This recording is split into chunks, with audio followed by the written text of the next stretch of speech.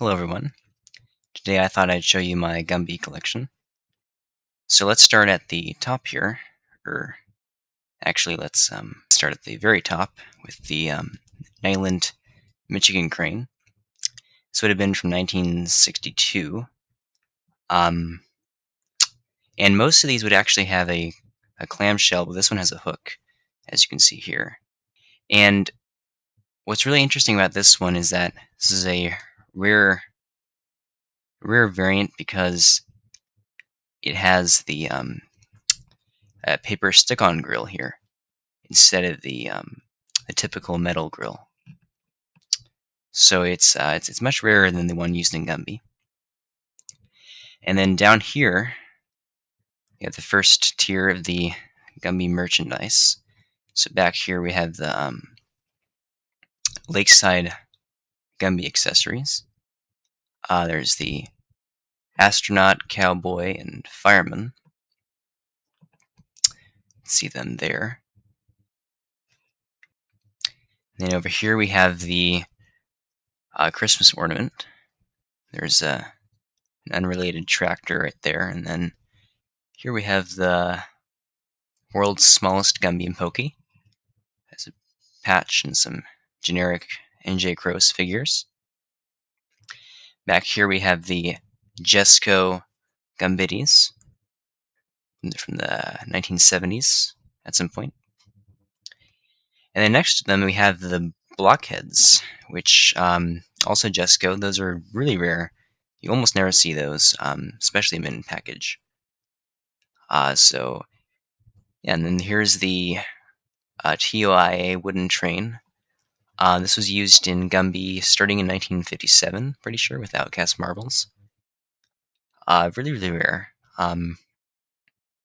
Then down here we have the 2006 Gumby Fan Club exclusive 50th anniversary edition. Not the rarest thing, but it's still pretty cool.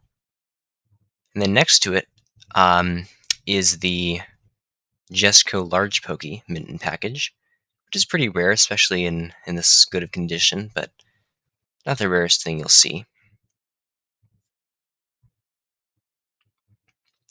We have another pretty common one. This is a Trendmasters Gumby with a GTC style packaging, so a bit rarer than the standard one. And down here is the these are two Jesco Gumby figures with the 1960s style bump on their head. And yeah, these are the two of the three variants produced by Jesco.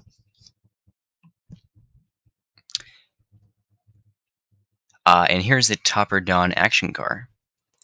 This was used in a few Gumby episodes in the 1960s.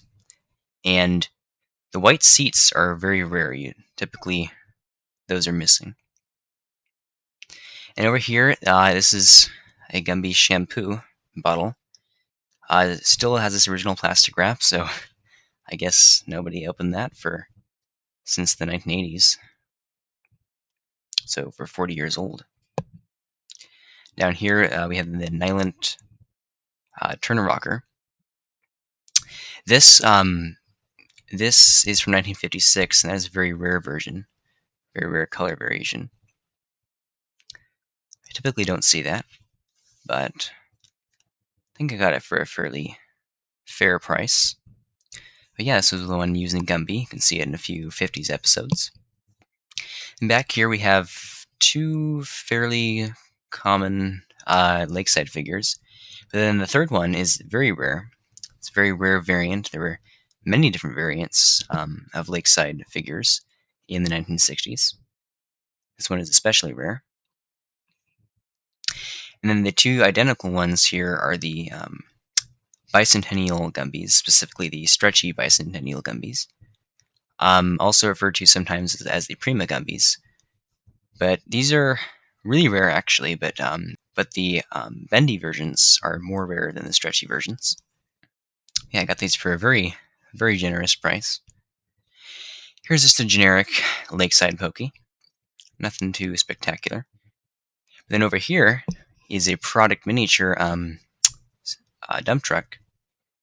This was used in Gumby, but you'll notice the roof is sort of parallel to the hood there, which the one in Gumby is not. The one all three of the S100 style international cabs in Gumby had the awning on the roof, as opposed to a parallel roof. And this one has the parallel roof, but yeah, pretty cool. And what's interesting about this one, specifically the box back here, is that you'll notice that it says products miniature with an S, but it's supposed to say product miniature without an S. Because the company is called Product Miniature, so I assume it's a typo. I don't think they would have changed the company name, so it's most likely just a typo. Pretty rare anomaly, though. Yeah, there's the International Harvester dump truck. Then down here is the HO scale Pennsylvania tender made by Hobbyline. It would originally have gone with a 3100 Yardbird, and those are both used in Gumby, although I only have the tender. Then, of course, some rolling stock, also made by Hobbyline, would have trailed behind it in the Gumby episodes. And over here we have a few metal toys. So back there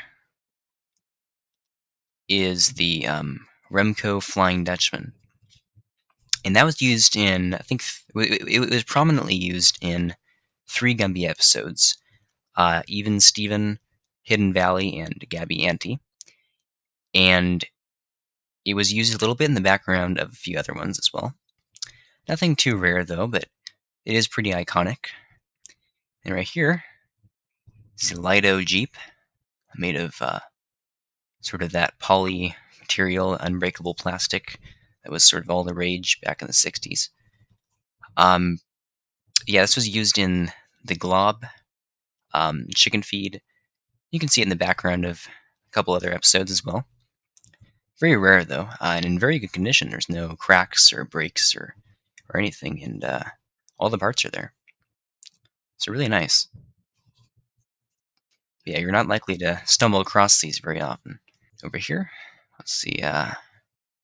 Oops. Oh yeah, this is the Mark's Livestock Transport Company semi truck, and this is very rare. You can find there are like 2 other livestock trucks made by Mark's that are similar, but they're not the same. They're different in construction. They have different trailers and cabs. But yeah, this is very, very rare. It's overall in very nice condition. Very shiny, minimal rust, if any at all.